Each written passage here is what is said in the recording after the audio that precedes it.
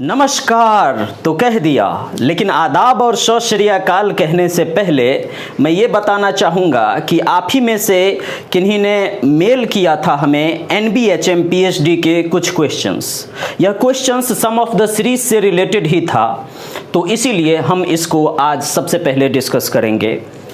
तो सबसे पहले हम Nbhm 2016 का ये जो क्वेश्चन है इसी को डिस्कस करना चाहेंगे। इस क्वेश्चन में अल्फा गिवन था एक सीरीज के रूप में 1 + 1/n + 1/25 + 1/49 एंड सो ऑन।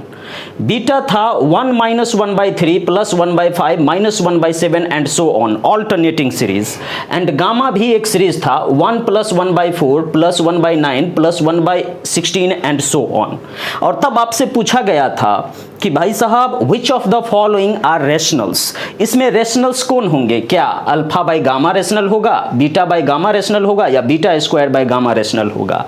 यह बहुत ही इंटरेस्टिंग क्वेश्चन था, क्योंकि अगर आपको ये जो सीरीज है, ये सीरीज अगर याद है तब तो बहुत अच्छी बात है।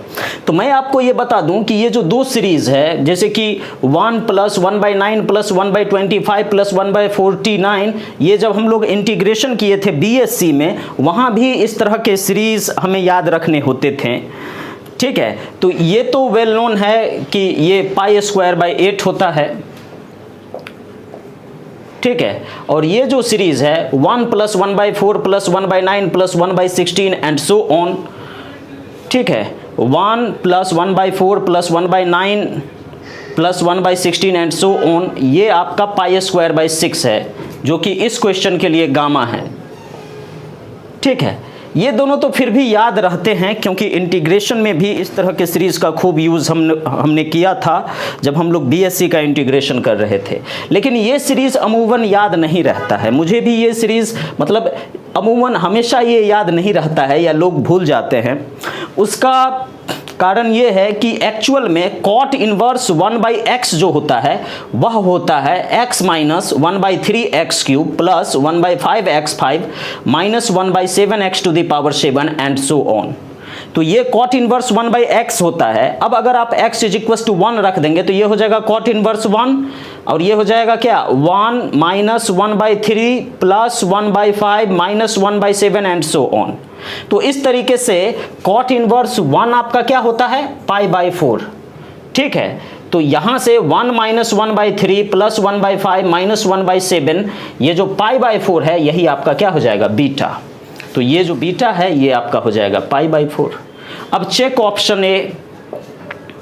ऑप्शन ए में क्या कह रहा है अल्फा बाय गामा, तो अल्फा बाय गामा, अल्फा क्या हो गया π²/8 एंड गामा क्या हो गया π²/6। तो ये क्या हो जाएगा आपका π²/8 × 6/π²। इससे ये गया, और ये क्या हो गया 3/4, जो कि क्या है एक रेशनल नंबर है। ठीक है, 3 और 4 दोनों इंटीजर्स है, तो 3/4 आपका क्या हो जाएगा रेशनल नंबर हो जाएगा। तो alpha by gamma rational number हो गया, कोई दिक्कत नहीं। ठीक है, ये हो गया, ये चेक कर लिया हमने। अब हम लोग क्या कर रहे हैं, चेक करेंगे किसको, बी को। बी में क्या है भैया बीटा बाय गामा, तो बीटा अपॉन गामा। बीटा हमारा क्या है π/4 एंड अपॉन गामा क्या है π²/6। गामा आपका है π²/6, तो ये हो जाएगा π/4 × 6/π²। ठीक है, तो एक पाई तो कैंसिल हो जाएगा, लेकिन ये 6/4 पाई रह गया। तो है क्या रेशनल तो तब होता ना जब न्यूमरेटर डिनोमिनेटर दोनों में इंटीजर हो। यहाँ पे डिनोमिनेटर में 4 पाई है, तो ये कभी भी रेशनल नहीं होगा। तो ये बी आपका सही नहीं है, क्योंकि यह रेशनल नहीं होगा। अब हम लोग क्या करेंगे, चेक सी। जो ऑप्शन हमारा सी है इसको चेक करेंगे।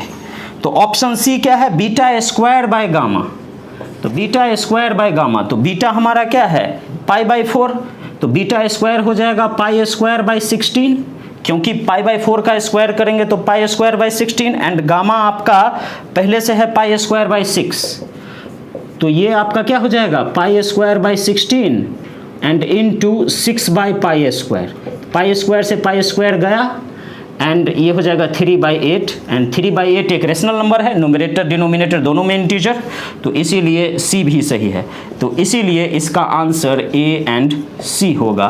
तो मुबारक हो, आपने इस क्वेश्चन को जो कि 2016 पीएचडी में पूछा गया था उस क्वेश्चन को तो सॉल्व कर लिया है। और अब तुरंत आप देखेंगे कि कैसे एनबीएचएम के 2006 पीएचडी के क्वेश्चन को सॉल्व